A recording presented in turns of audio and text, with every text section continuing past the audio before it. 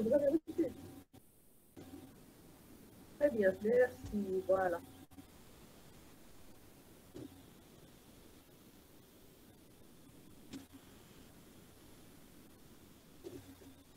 Voilà, donc l'exercice 4, là, je l'ai rédigé. Hein. Donc, vous avez toutes les explications.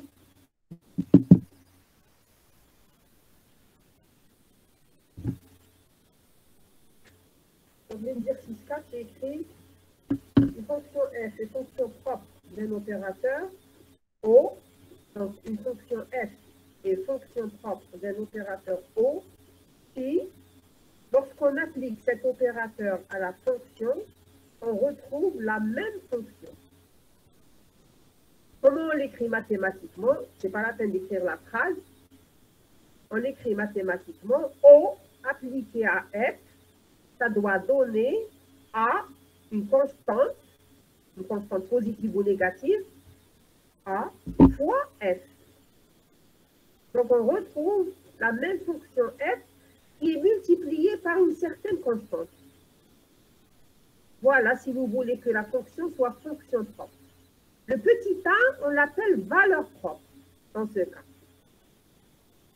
Donc f, elle est fonction propre de l'opérateur O, et petit a, c'est la valeur propre de l'opérateur O, appliquée à f. Alors, nous, l'opérateur, c'est I, l'opérateur inversion.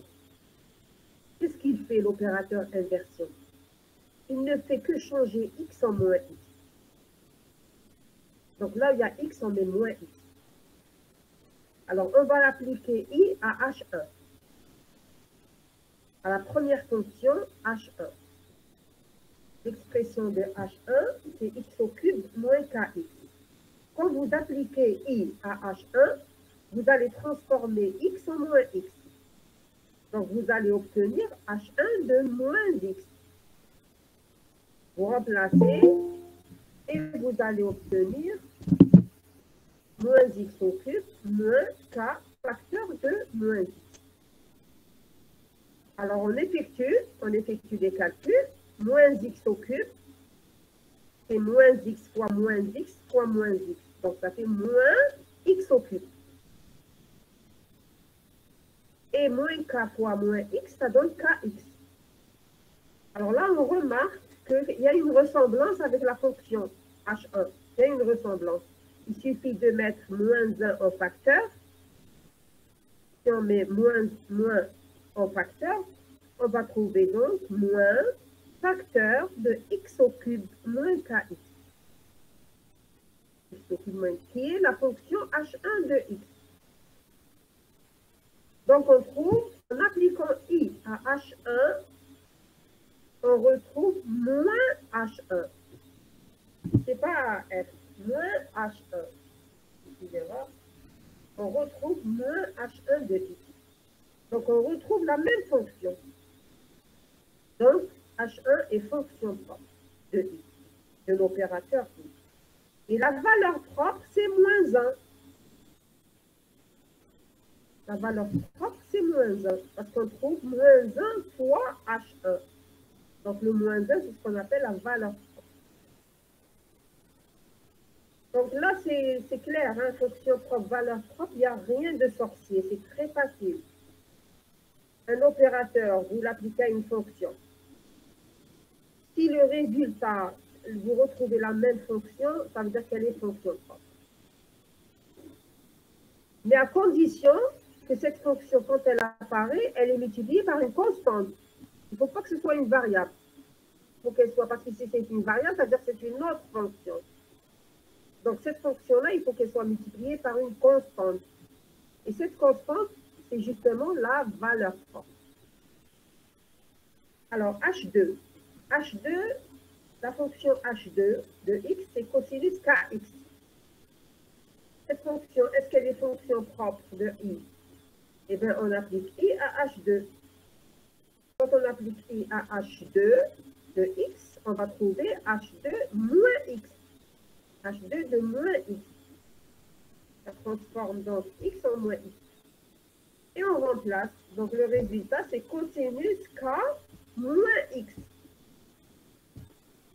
Cosinus k multiplié par moins x, c'est-à-dire moins kx. Cosinus moins kx est égal à cosinus kx.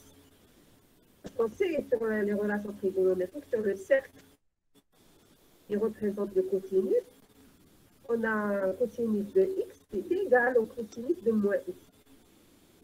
Donc ici, on retrouve cosinus kx c'est égal à cosinus kx, qui est la fonction elle-même, h2. Donc en appliquant i à h2, on retrouve bien h2, mais qui est multiplié par 1. Donc il y a h2 qui apparaît, donc elle est bien fonction propre. Avec quelle valeur propre? La valeur propre, ce sera 1. La constante avec laquelle je multiplie h2, c'est 1. Donc c'est la valeur propre.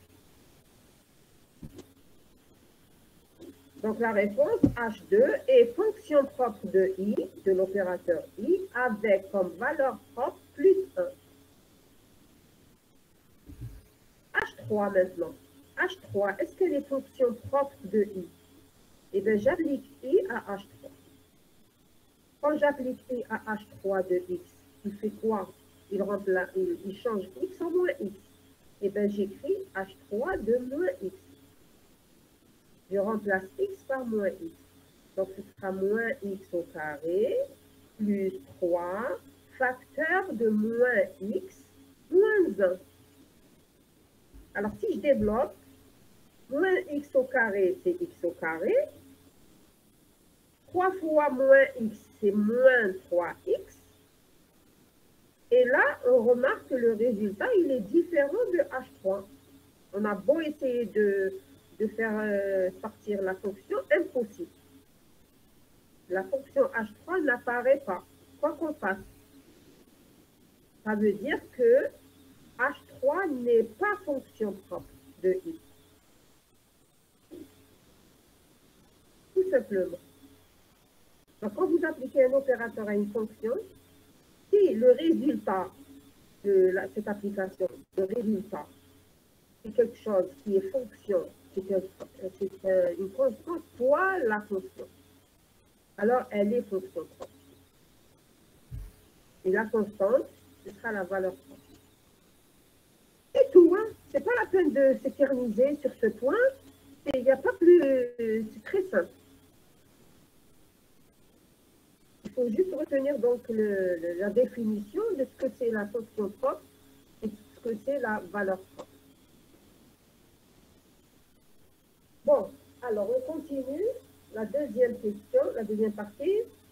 Les fonctions phi1, phi1 de x, qui est exponentielle à x, et phi2 qui est exponentielle à x au carré, et phi3 qui est cosinus à x, sont telles fonctions propres des opérateurs dérivée première et dérivée seconde. Dérivée première, c'est le premier opérateur, c'est d sur dx, c'est la dérivée première. Et le deuxième opérateur, c'est la dérivée seconde, d2 sur dx2. Alors, chacune de ces fonctions, est-ce qu'elles sont fonctions propres? Eh bien, on l'applique. On commence par la première fonction. Phi1, exponentielle à x. Je regarde, est-ce qu'elle est fonction propre de l'opérateur dérivée première? Donc, j'applique d sur dx à psi1. Qu'est-ce que j'obtiens? La dérivée de psi1, c'est quoi? Je dérive. Donc, l'exposant de l'exponentielle, c'est ax. Donc, le a, il descend. Donc, c'est la dérivée de ax fois e ax. Donc, on remarque, c'est clair. La fonction psi1, elle apparaît. C'est exponentielle à x. C'est la fonction psi1. Elle réapparaît. Et elle est multipliée par la constante a.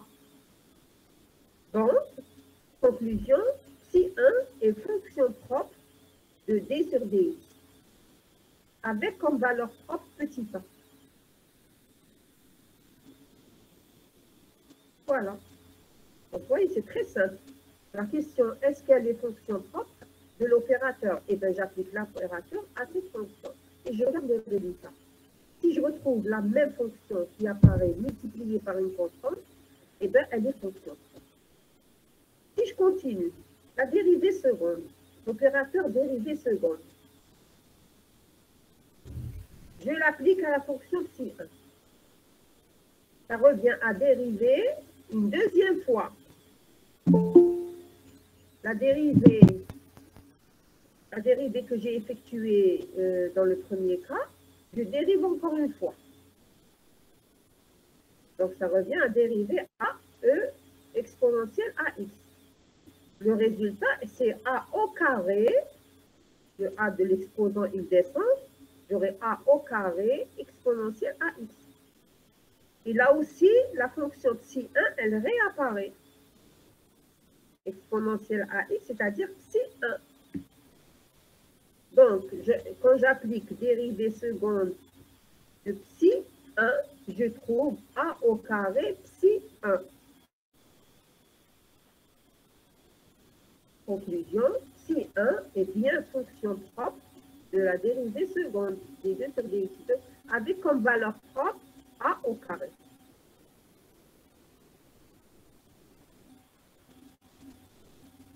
Voilà. Maintenant, j'avais dit c'est pour la première fonction. On a regardé les deux opérateurs, l'opérateur dérivée première et l'opérateur dérivée seconde. Est-ce que cette fonction psi 1 est fonction propre? Maintenant, on va prendre une autre fonction, psi 2. C'est exponentielle à x au carré. Donc, psi 2, c'est exponentielle à x au carré. Est-ce que cette fonction est une fonction propre de la dérivée première? Eh bien, j'applique la dérivée première à psi 2. Donc, je dérive une fois psi 2. Je dérive psi 2, ça veut dire que je dérive exponentielle à x au carré. Donc, vous savez que l'exponentielle de u, quand on dérive l'exponentielle de u, c'est u' exponentielle u. C'est-à-dire que je dérive l'exposant, je le mets en bas. Donc, quand je dérive ax2, je trouve 2ax. Vous voyez les dérivés, le premier chapitre où il intervient. Il intervient ici, quand on vous demande de savoir dériver des fonctions. C'est que vous les rencontrez ici. Dans les opérateurs, on rencontre les dérivés. Donc, il faut savoir dériver et aussi intégrer. On va le voir tout à l'heure.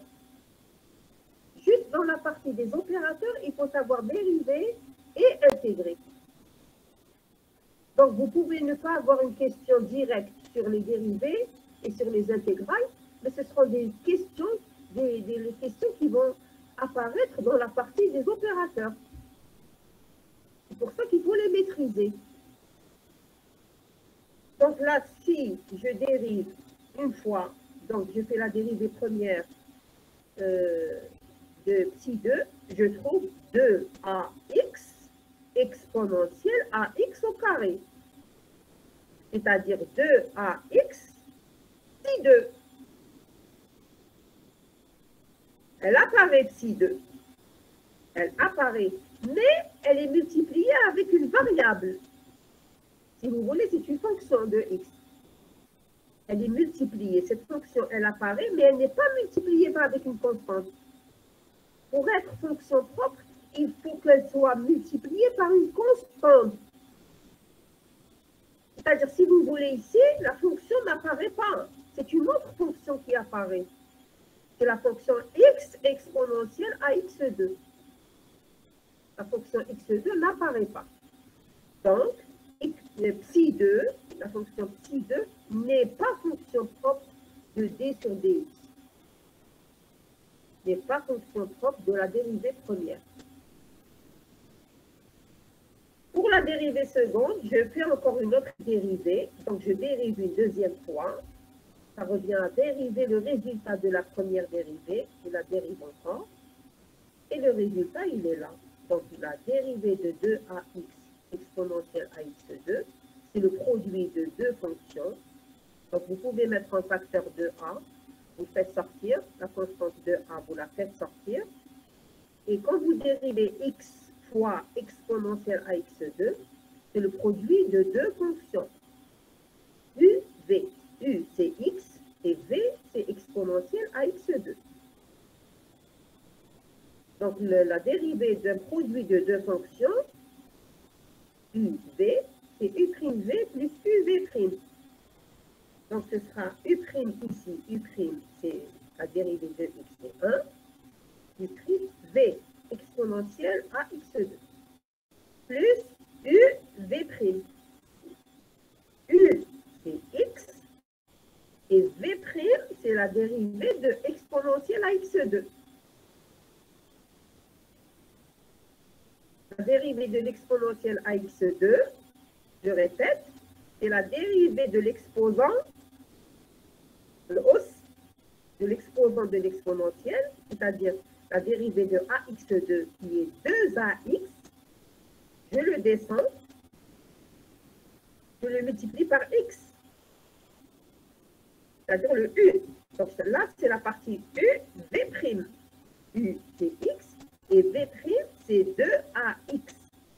Bon, ça, vous savez dériver. Voilà le résultat. Après, vous allez refaire tout seul. Vous allez refaire la dérivée tout seul et vous vérifierez avec ça. Donc, qu'est-ce qu'on remarque? Le résultat. Quand j'applique la dérivée seconde, l'opérateur dérivée seconde à la fonction psi2, j'obtiens une fonction qui n'a rien à voir avec psi2. Enfin, une autre fonction différente de psi2. Conclusion, psi2 n'est pas fonction propre de la dérivée seconde, de l'opérateur dérivée seconde. Donc, la question de fonction propre et valeur propre, elle est très simple. Vous appliquez l'opérateur à la fonction et vous regardez le résultat. Si vous trouvez une constante fois la même fonction, une constante fois la même fonction, là, elle est fonction propre.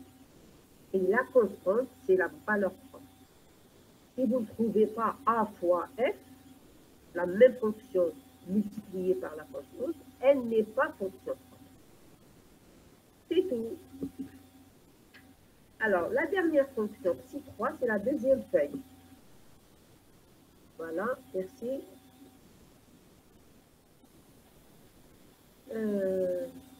La fonction psi3, c'est cosinus AX. La fonction cosinus de AX. Est-ce qu'elle est fonction propre de la dérivée première? Eh bien, j'applique l'opérateur dérivée première. J'applique l'opérateur dérivée première à psi3. Qu'est-ce que j'obtiens? Je dérive cosinus AX.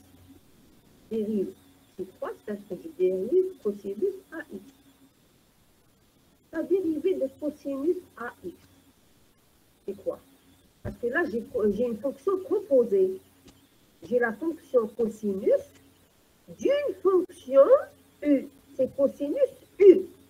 U étant AX. U étant la fonction A fois X. Donc là, j'ai une fonction composée. J'ai la fonction cosinus AX. Cosinus U. Quand je dérive cosinus U, c'est quoi? Le résultat, il est connu. C'est la dérivée de U. Donc, je fais sortir la dérivée de U et je la multiplie par la dérivée de cosinus U. Alors, la dérivée de cosinus, c'est moins sinus. La dérivée de cosinus, c'est moins sinus. Je la multiplie par la dérivée de AX, qui est A. Donc, le résultat, c'est moins A sinus AX. Donc là, je répète, il faut savoir dériver une fonction composée. D'accord. Bon, s'il y a des problèmes encore là, il faut poser des questions. Donc, quand je dérive cosinus AX, je dérive AX multiplié par la dérivée de cosinus AX. La dérivée de AX, c'est 1. Je la multiplie par la dérivée de cosinus AX, c'est sinus AX. moins sinus AX. Donc, résultat, je ne retrouve pas la fonction psi3. En appliquant la dérivée, l'opérateur d sur dx à la fonction psi3, je ne retrouve pas, et quoi que je fasse, je ne pourrai jamais faire apparaître cosinus AX. Donc, conclusion, psi3 n'est pas fonction propre de d sur dx. Maintenant, pour l'opérateur dérivée seconde. Dérivée seconde, donc je dois dériver à nouveau. Le premier résultat de la dérivée première, je le dérive encore une fois pour avoir la dérivée seconde. Donc, quand je dérive, je dois dériver moins a sinus ax. Alors, moins a, je le mets en facteur, c'est une constante, et je dérive sinus ax. La dérivée de sinus ax, c'est quoi? C'est la dérivée de ax, c'est-à-dire a, que multiplie la dérivée de sinus, c'est-à-dire cosinus ax. Donc, le a, quand il sort, avec le premier a, ça va donner a au carré, cosinus ax. Et là, on va faire apparaître la fonction psi3. En dérivant deux fois, la fonction cosinus, elle réapparaît. Donc là, j'ai une constante fois la fonction psi3. Ça veut dire que psi3, elle est fonction propre. Avec comme valeur propre moins a au carré. Parce que c'est ça la condition pour qu'elle soit fonction propre. Il faut qu'il y ait une constante fois cette fonction. Et là, j'ai la constante moins a au carré. Donc, la fonction psi3, cosinus ax, est bien fonction propre de la dérivée seconde, de l'opérateur dérivée seconde, avec comme valeur propre moins a au carré. Voilà quelques exemples. Vous pouvez en prendre d'autres, mais je répète, il faut retenir la définition, la première définition que j'ai donnée. Un opérateur O, je l'applique à une fonction f. Il faut que je trouve une constante a fois la même fonction pour qu'elle soit fonction. Si ce n'est pas le cas, elle n'est pas fonction. C'est tout. Et après, le reste, c'est qu'il faut savoir intégrer et dériver, parce que ça dépendra de l'opérateur, de votre opérateur, qu'est-ce qu'il fait. Donc, on peut vous proposer différents opérateurs. Ça peut être une intégrale, ça peut être une dérivée, ça peut être n'importe quoi comme opérateur. Voilà. Alors, la troisième partie de l'exercice 4, la troisième partie, elle est un petit peu longue. Alors, là, c'est de la quantique. Hein. Là, c'est précisément de la chimie quantique. C'est un exemple qu'on retrouve en chimie quantique. Alors, on nous dit un système est décrit par l'opérateur H. Hein, c'est l'opérateur hamiltonien. Ici, dans le cas de la boîte rectangle. Donc, vous avez un opérateur H. Il a comme expression, qu'est-ce qu'il fait cet opérateur H? C'est une dérivée seconde avec un moins plus x au carré. Donc, quand je l'applique à une fonction, j'applique la dérivée seconde plus x au carré. La question, c'est montrer que la fonction f de x, qui a pour expression a, une constante, a, x exponentielle moins x au carré sur 2, c'est une fonction, un exemple de fonction. Est-ce que, bon, on nous dit de montrer quelle est fonction propre. C'est-à-dire qu'on vous aide. On vous aide. On ne vous a pas dit est-ce qu'elle est fonction propre. On vous a dit montrer quelle est fonction propre. Ça veut dire qu'à la fin, il faut trouver quelle est fonction propre. Donc, quand vous appliquez h à cette fonction, le résultat, ça doit être une constante fois cette fonction. Alors, dans cet opérateur, il y a des dérivées secondes. Donc, il faut savoir dériver 2 fois. C'est tout. Donc, c'est très simple. En plus, la fonction, c'est à l'exponentielle. L'exponentielle, elle est facile à dériver. L'exponentielle, elle est facile à dériver. Là, vous développez, je ne sais pas si c'est suffisant comme explication, d'après moi, c'est suffisant. Sinon, vous refaites tout seul. Vous refaites tout seul et le résultat, il est là. Moi, je n'ai pas à vérifier avec quelqu'un d'autre. Je l'ai fait tout seul. Donc, moi, j'ai trouvé le résultat final. Quand j'applique l'opérateur H à la fonction AX exponentielle moins x2 sur 2, je trouve 3 fois la même fonction. Je trouve le résultat final 3 fois. Donc, c'est très simple parce que c'est une dérivée seconde. Vous dérivez une fois, et vous dérivez une deuxième fois. C'est tout. Donc, l'opérateur H, j'applique cet opérateur à la fonction f. L'opérateur, je l'écris, voilà, à gauche. L'opérateur moins, très bien, voilà, avec le curseur pour votre camarade évidemment. Donc, j'applique l'opérateur H, qui est moins dérivée seconde par rapport à x, plus x au carré. Je l'applique à la fonction ax exponentielle moins x2 sur 2. C'est une constante, la constante de normalisation, ce qu'on appelle la constante de normalisation. Donc, c'est une constante. X exponentielle moins x2. Et je développe. Donc, le A, je le fais sortir de l'opérateur, parce que c'est une constante. Je le fais sortir, A. Et qu'est-ce que je fais? Dérivée seconde, je l'applique à x exponentielle moins x2 sur 2. J'applique la dérivée seconde. Ensuite, j'applique x2 plus x2 fois x exponentielle moins x2 sur 2. x2 fois x, ça donne x au cube, x3. Donc, l'opérateur, il est formé de 2 parties. Ces 2 parties-là, je vais les appliquer toutes les deux à la fonction f. La deuxième partie, elle est facile parce que ça revient à multiplier par x au carré.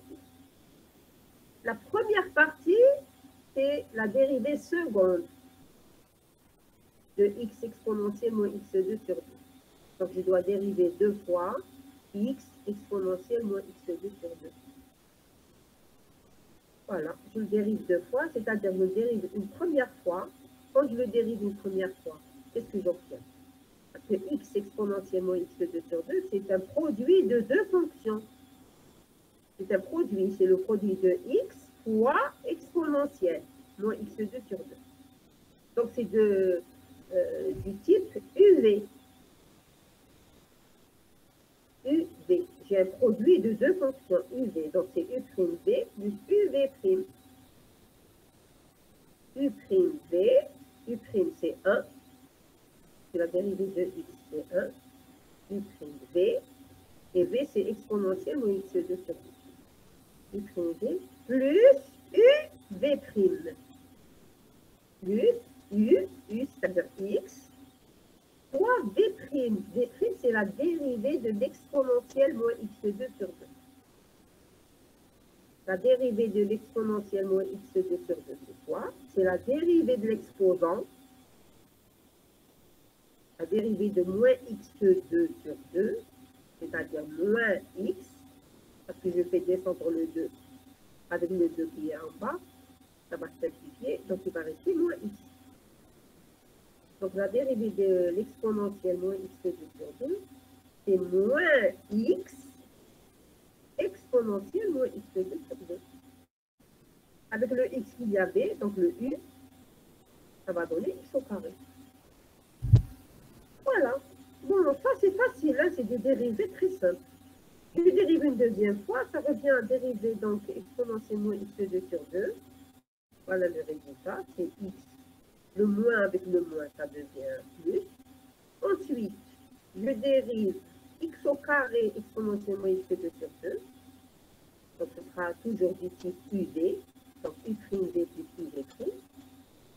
Le moins, n'oubliez pas le moins qu'il y a devant. Donc, avec le moins, ça va donner plus. Ça, c'est UV. Et pour U', UV', donc x au carré, et je dérive exponentielle moins x2. Voilà, on simplifie, et à la fin, il y a deux termes qui se simplifient, parce qu'ils se ressemblent. Il y a deux termes avec le x au cube. Deux termes qui vont apparaître et qui sont opposés. L'un, il a un plus, l'autre, il a un moins. Donc, ils sont opposés, on les simplifie. Et qu'est-ce qu'il reste? Le reste, qu'est-ce qu'il reste? On aura A fois 3x exponentielle moins x au carré plus 2. Et on remarque que ça ressemble à la fonction f. La fonction f, elle apparaît a x exponentielle moins x2 sur 2, c'est la fonction f.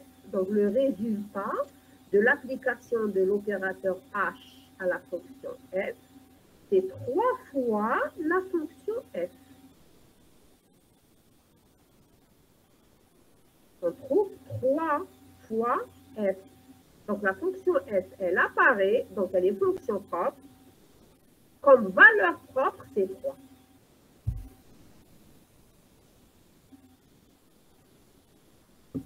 Voilà. Donc là, il suffit d'appliquer, de développer. Donc, j'applique l'opérateur à la fonction, je développe.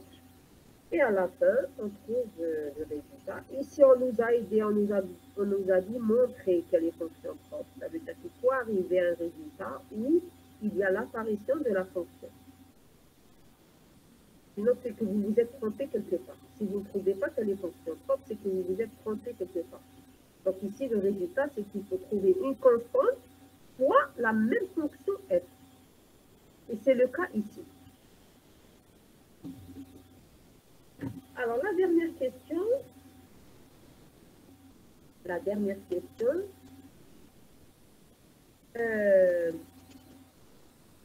déterminer la valeur, bon, ça y est, la valeur, le coefficient de normalisation. Déterminer le coefficient de normalisation, A. Donc, la fonction, elle s'écrit de manière, avec une constante A, x, exponentielle moins x2, A, c'est ce qu'on appelle le coefficient de normalisation. Pour le trouver, on doit appliquer la condition de normalisation. Ce qu'on appelle la condition de normalisation. C'est-à-dire qu'on norme la fonction. On la norme. La condition de normalisation, on l'écrit de manière générale. L'intégrale sur tout le domaine de définition. Ici, on a oublié de l'écrire, le domaine de définition. On a oublié de le mettre, hein, c'est tout. C'est un oubli. Parce qu'on ne peut pas l'intégrer si on ne l'a pas. Le domaine de définition, x appartient, alors ajoutez ça, x appartient dans la série. Hein. Sur la série, vous ajoutez à la fin, x appartient, vous mettez le crochet fermé du côté 0 et ouvert du côté infini. Donc, x appartient à l'intervalle 0, l'infini. Sinon, on ne pourra pas chercher le coefficient de normalisation. Donc, la condition de normalisation, c'est l'intégrale dans tout le domaine de définition de la variable de f étoile f composé fois f. Bon, dans le cas où la fonction elle est complète, donc la fonction est étoile, il faut mettre un moins i.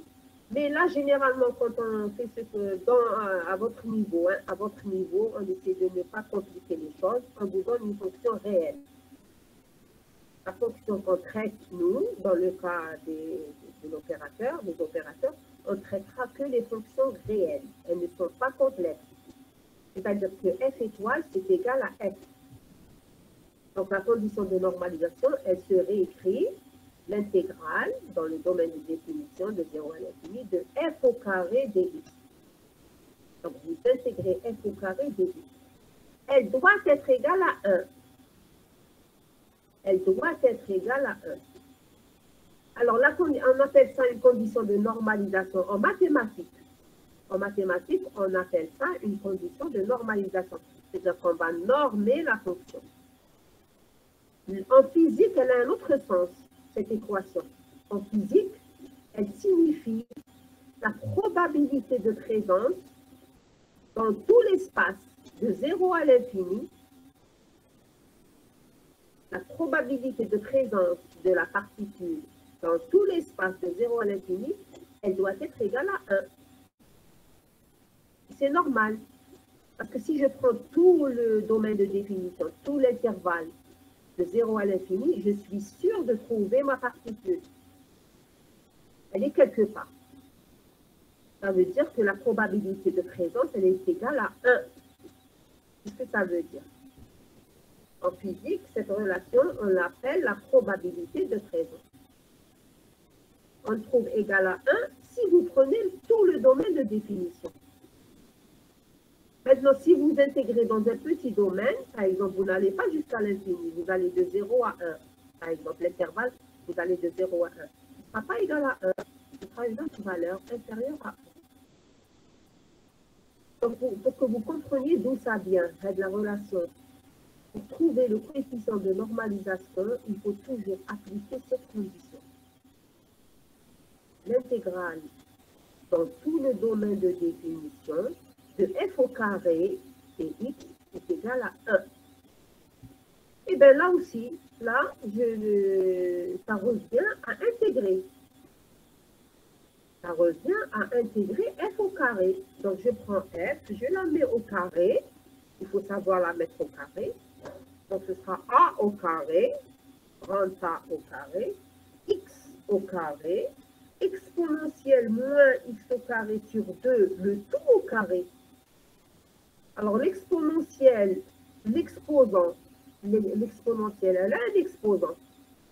Quand vous mettez la fonction exponentielle au carré, la fonction exponentielle au carré, ça revient à multiplier l'exposant par 2. Qu'est-ce que ça veut dire? Donc, l'exponentielle de l'exposant, le tout au carré, c'est l'exponentielle de 2 fois l'exposant. Donc, le résultat de l'exponentielle moins x au carré sur 2 au carré, le tout au carré, c'est exponentielle moins x au carré.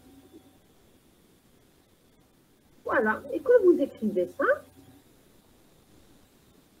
alors ici, normalement, on doit vous donner le résultat, parce qu'elle est très longue. Elle se fait par partie. Cette intégrale, elle se fait par partie. Elle est un peu longue à faire. Elle n'est pas impossible, mais elle est longue. Donc, généralement, on vous donne, dans les données, on vous donne les résultats. Il est connu. L'intégrale de 0 à l'infini de x au carré exponentielle moins x2 de x est égale à racine de pi sur 4. Donc là, ce n'est pas à vous de le faire. Généralement, on le donne. On a juste oublié de vous le donner. Donc, pi, il est égal à racine de pi sur 4. Vous remplacez cette intégrale par sa valeur, et j'aurai donc a au carré fois racine de pi sur 4 est égal à 1, et je tire a. Et je tire le coefficient de normalisation. Voilà la dernière question qui généralement apparaît dans ce genre d'exercice. Dans le cas des opérateurs, parce que c'est l'application de la chimie quantique. Vous allez voir qu'en chimie quantique, on aura beaucoup de ce genre de questions. On applique l'hamiltonien à une fonction. Donc H, on applique à une fonction. On regarde si c'est une fonction propre. Si elle est fonction propre, alors je vais chercher le coefficient de normalisation en faisant la condition de normalisation. Voilà, c'est tout. Vous voyez que c'est pas sorcier, hein? C'est pas difficile. Il faut juste connaître. Il faut juste connaître et il faut s'exercer. Il faut s'exercer parce que, comme vous le voyez, ça demande du travail. Voilà. Moi, je pensais faire l'exercice. Bon. Est-ce qu'il y a des questions? Je vous laisse digérer tout ça. Vous le refaites. Moi, je ne vous demande pas de faire plus que ça. Si vous comprenez bien cet exercice, ça suffit. Je suis prête à vous donner une autre un autre opérateur, une autre fonction et refaire la même chose. Mais avec un autre opérateur.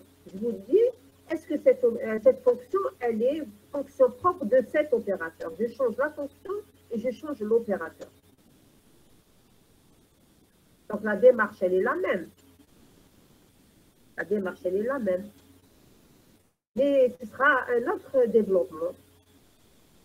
Ce sera d'autres calculs. Ce sera, je ne sais pas qu'est-ce qu'il y a comme opérateur. Qu'est-ce qu'on peut vous proposer comme opérateur? Vous pouvez rencontrer n'importe quel type d'opération. Est-ce que c'est une intégrale qui va apparaître? Est-ce que c'est une dérivée première, dérivée énième, etc., etc. Donc, je reviens à ça, il faut toujours savoir bien dériver les fonctions et les intégrer. Il faut maîtriser cette partie.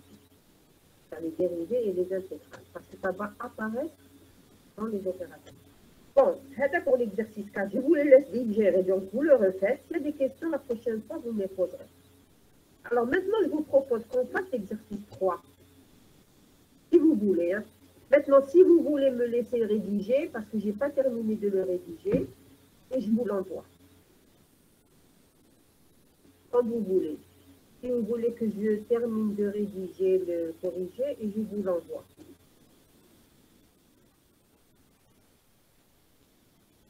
Oui, c'est mieux. D'accord, très bien. Moi aussi, je préfère. Bon, vous essayerez de le faire, comme ça vous allez voir qu'est-ce que vous allez rencontrer comme problème. Essayez de faire l'exercice, et après, tout à l'heure, je vais l'envoyer à votre camarade. Si vous voulez qu'on se retrouve tout à l'heure, il n'y a pas de problème, sinon une autre fois. Si vous êtes fatigué, on se fixe une autre séance. Donc, la commutation, hein, l'exercice 3, donc je vais par importance. Moi, je vais l'exercice 4. J'ai commencé par lui parce qu'il ne faut pas le rater. J'ai commencé par le dernier. Maintenant, le 3 aussi, il ne faut pas le rater. L'exercice 3, il faut qu'on le fasse. Donc là aussi, l'exercice 3, ça demande de l'exercice. Il faut s'entraîner. Vous allez voir que ce n'est pas difficile, mais il faut connaître. Donc voilà, je vous laisse, je ne sais pas moi, vous me proposez une autre séance quand vous voulez. Je rédige le corrigé, je vous l'envoie et vous me dites quand est-ce qu'on se fixe la prochaine réunion. Madame, vous pouvez contacter les délégués. Oui. Et on se fixe une autre séance.